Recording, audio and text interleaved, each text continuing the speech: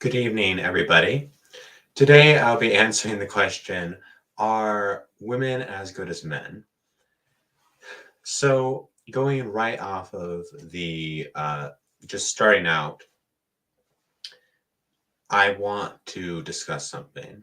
So, statistically speaking, when you look at IQ, men fill up the worst spots and the best spots, while women are right in the middle. And your IQ generally uh, shows how smart you are. There are certain people who may argue that IQ is biased, but IQ was made to be a good way of showing your intelligence regardless of your education. Certainly, certain groups are given better access to education than others, but that should not have a a change on your IQ. The only environmental influence that has a meaningful impact on your IQ is whether you're malnourished during childhood, as that makes it so your brain doesn't grow as big and as good, which can have a negative impact on your IQ. But other than that, IQ was designed, IQ quotient tests were, uh, intelligence quotient tests were designed to be a good way of figuring out the capacity of your brain regardless of education. This is why it doesn't ask math problems but figures out your understanding and your logical thinking skills. So your education should have no effect on your IQ because your IQ is based on what kind of brain you're born with. Now, how does this fit in? So we see these IQ statistics I recently mentioned play out in real life society. Men have the best positions in the world and the worst positions in the world. Statistically, the majority of politicians, the majority of CEOs, the majority of billionaires, all men.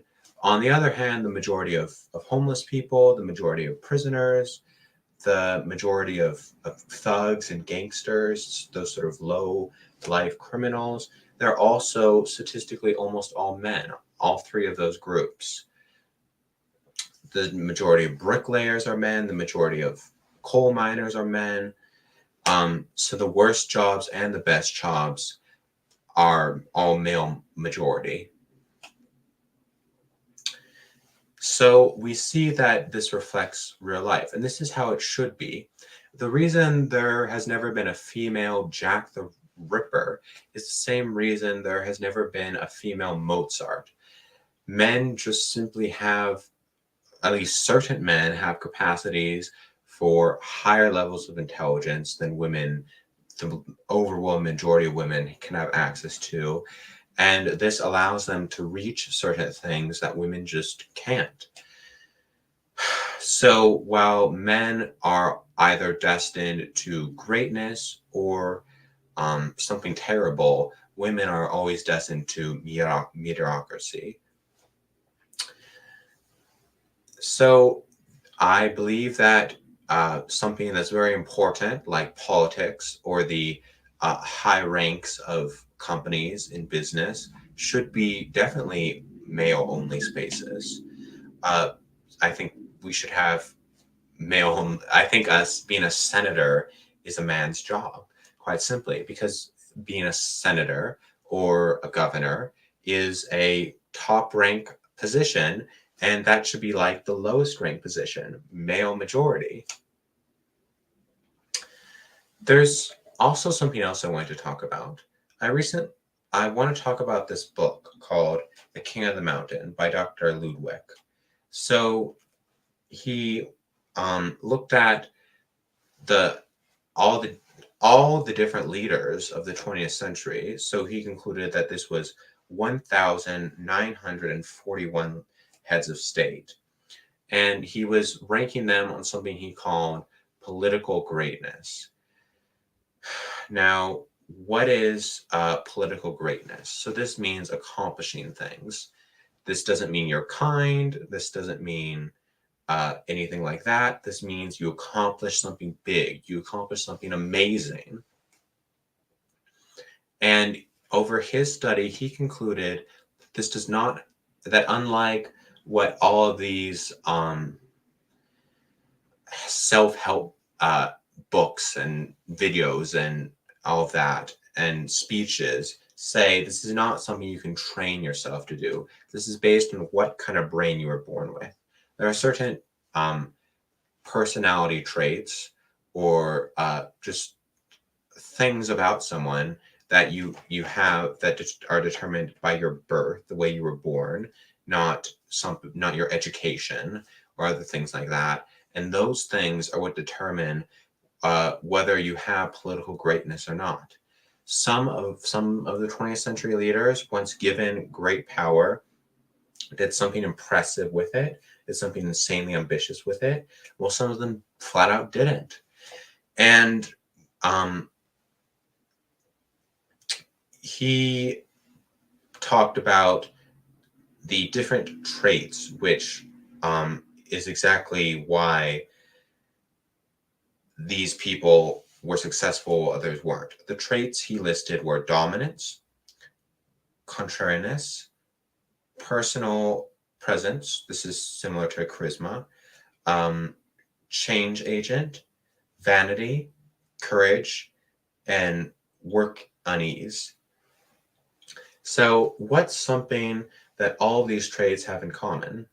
They seem quite different. Some of them, like courage, are objectively great traits that in a perfect world everyone would have, right? Or at least all the men would have, while some of them are generally considered negative by the average person. So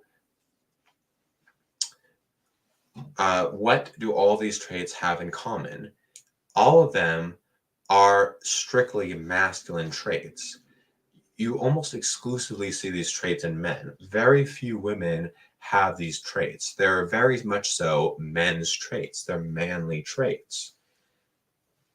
So meaning that being a more masculine person is more likely to achieve greatness when given power than a more feminine person. And I think we see this play out in the real world. So what is a big thing that happened between the early 20th century, like the first years of the 20th century, and the last years of the 20th century? A whole lot. A lot of crazy things happened. But there's something I want to specifically mention. During the first years of the 20th century, women weren't allowed into politics. During the last years, they were. And we've seen the West is in major decline between those times.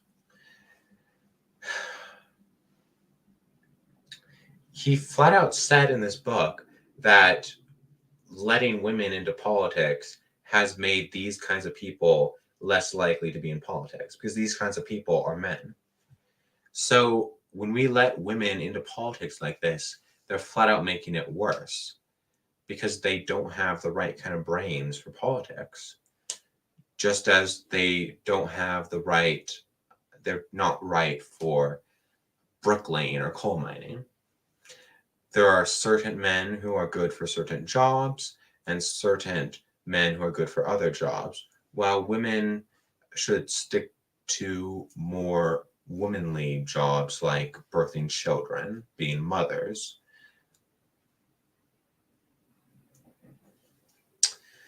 So that's my take on the issue of, are women just as good as men? Okay, well, see you in the next video. Goodbye.